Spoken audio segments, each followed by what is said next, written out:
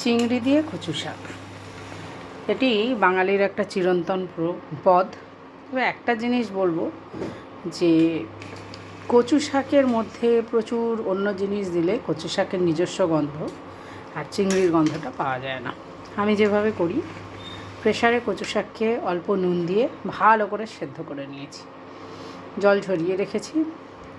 কড়াইতে তেল দিয়ে তেল গরম করে 5 ফোড়ন, তেজপাতা, শুকনো লঙ্কা ফোড়ন দিয়েছি।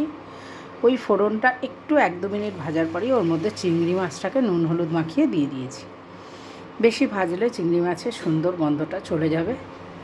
1-2 মিনিট ভাজার পর যখন কালার চেঞ্জ হয়ে গেছে, তখন কচু শাকটা দিয়ে জিরের গুঁড়ো, হলুদ গুঁড়ো, লঙ্কার গুঁড়ো, নুন, মিষ্টি দিয়ে দিয়েছি। এবার ধীরে ধীরে এই যে কচু শাক থেকে যে সেদ্ধর জল বেরোচ্ছে, কোনো আর জল দিতে পারে না, আস্তে আস্তে আস্তে আস্তে এটাকে ধিমে আঁচে কুক করতে দেব।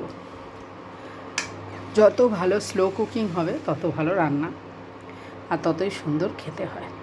পেঁয়াজ, রসুন, আদা আমি এতে ব্যবহার করি না, তাহলে চিংড়ি মাছের গন্ধটা চলে যাবে।